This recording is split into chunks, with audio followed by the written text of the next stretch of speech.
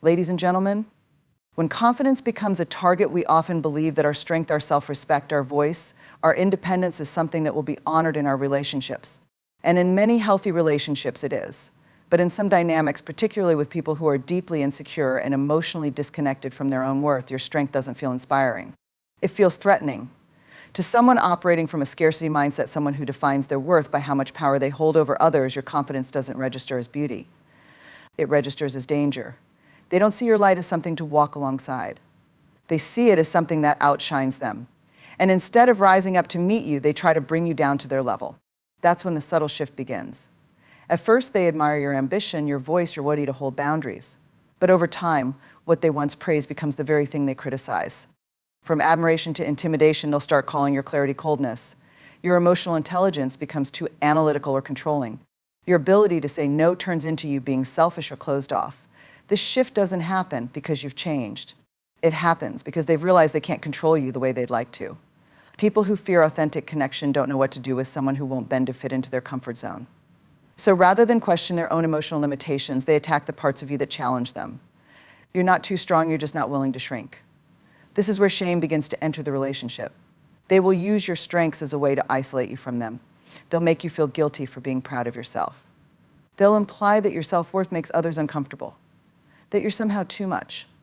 Twisting the narrative in emotionally abusive relationships, the person trying to dominate the dynamic will often reframe your strength as dysfunction. They'll say you're too independent when you try to make a decision for yourself. They'll call you intimidating when you speak clearly. They'll say you're arrogant when you express self-love. This isn't about accurate feedback. It's about power. And here's what's truly dangerous. This manipulation doesn't always come in loud, aggressive tones. Often it's quiet. It's a raised eyebrow, a dismissive comment, a joke at your expense. These small moments add up. Over time, you begin to question yourself. You wonder, maybe I am too much. Maybe I should tone it down. Maybe I'm making them uncomfortable because there's something wrong with me. But there's not. There never was. Why they do it: when a person is deeply insecure and unable to face their own vulnerability, they often try to control others as a way to feel safe.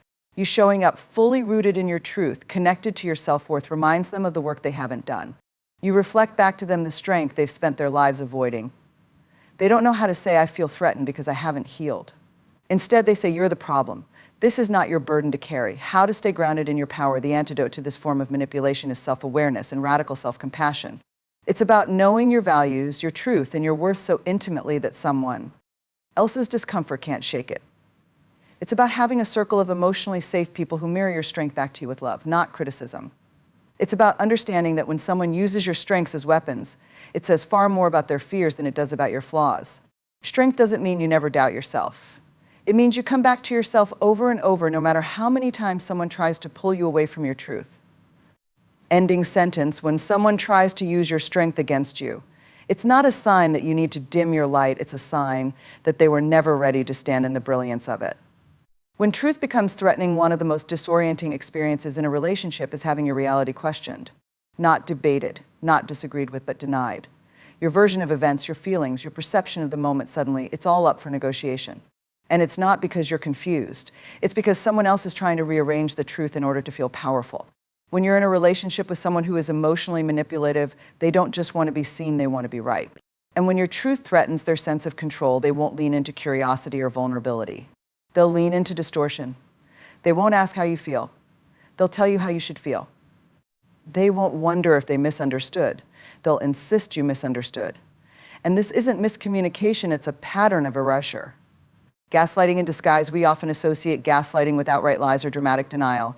But in reality, it's often subtle. It sounds like you're overreacting. I never said that. You're just too sensitive. That didn't happen the way you think it did.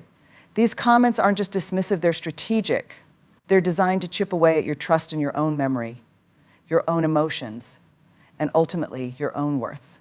And here's what's so painful about it: most of the time, this behavior doesn't come from a place of malice. It comes from fear. When someone is unable to sit with their own shame or take responsibility for their actions, their reflex is to project that discomfort outward. Instead of saying, I made a mistake, they say, you're imagining things. Because if you are the problem, they don't have to change. The power of self-doubt: when this happens often enough, you start to internalize the message. You begin to second-guess yourself. Did I misread that? Am I too emotional? Maybe it's not a big deal. Maybe I'm wrong. You start to apologize for things you didn't do. You begin to shrink, to filter, to walk on eggshells. This is how control works, not through dominance, but through erosion. Not through shouting, but through silence and confusion. The more unsure you are of your reality, the easier it is for someone else to rewrite it. This is not love. This is not partnership. This is power masquerading as care. Why they undermine you at the core of this behavior is a deep fear of losing control.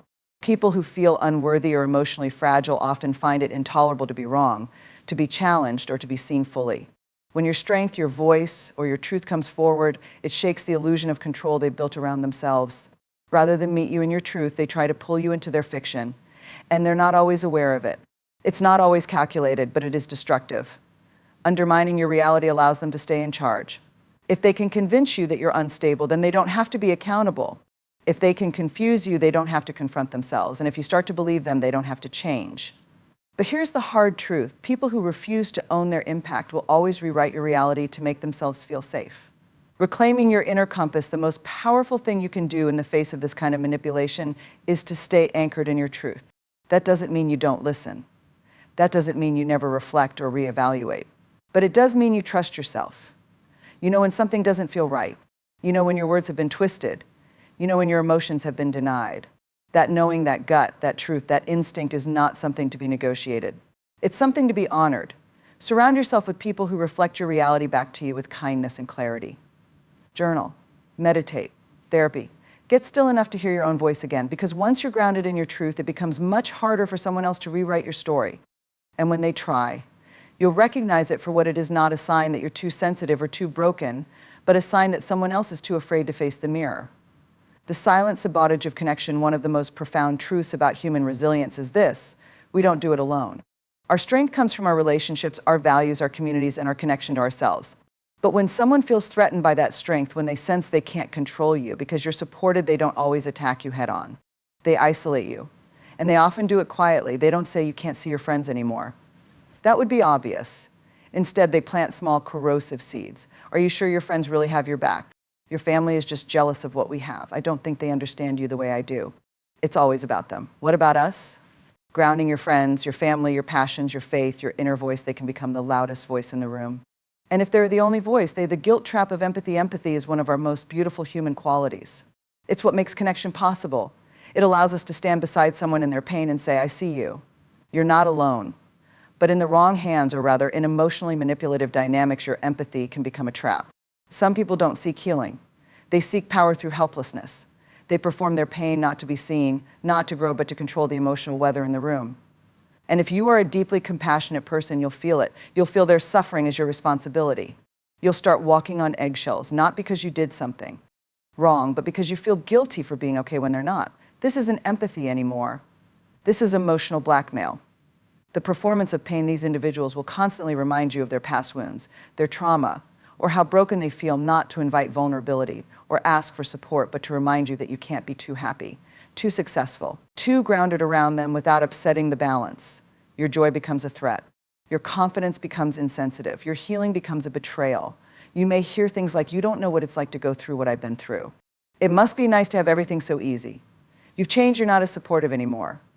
They cast themselves as perpetually wounded, and you, as someone who's growing, evolving, setting boundaries, are cast as selfish or uncaring. The message is clear. If you really cared, you'd dim your light. You'd stay small with them. You'd carry their wounds for them, but that's not love. That's manipulation dressed up as vulnerability. Why wholeness feels unsafe to them, let's be clear, everyone has wounds. Everyone carries pain. But there's a difference between sharing your pain with courage and using your pain as currency to avoid accountability. People who perform their brokenness often fear that if others around them heal and grow, they'll be left behind. Rather than face their own stuckness, they shame yours. Rather than ask, how can I move forward too? They ask, why aren't you slowing down? Your wholeness confronts the parts of them they're not ready to meet. Your boundaries remind them of the boundaries they never set. Your joy triggers their unprocessed grief, and instead of owning that, they flip the narrative, you're too much, you're too distant, you're not being supportive enough. They don't need you to hurt them. They just need you to feel bad enough to stop growing. When helping becomes enabling, if you were raised to prioritize others' needs before your own, this dynamic is especially dangerous. You may feel that being a good person means absorbing others' pain, even if that means abandoning your joy, your truth, or your needs. But compassion without boundaries isn't love. It's self-abandonment. Helping someone doesn't mean shrinking for them. It doesn't mean matching their dysfunction to prove your loyalty. It means being there without losing yourself. And if someone requires you to lose yourself to stay close, that's not a healthy connection, it's a trauma bond. The truth is, you can be kind and have boundaries. You can hold space for someone's pain without letting it eclipse your own healing. You can love without leaking. Holding on to your wholeness here is what's radical and often misunderstood. Wholeness is not perfection. It's not having it all together. It's not being endlessly positive.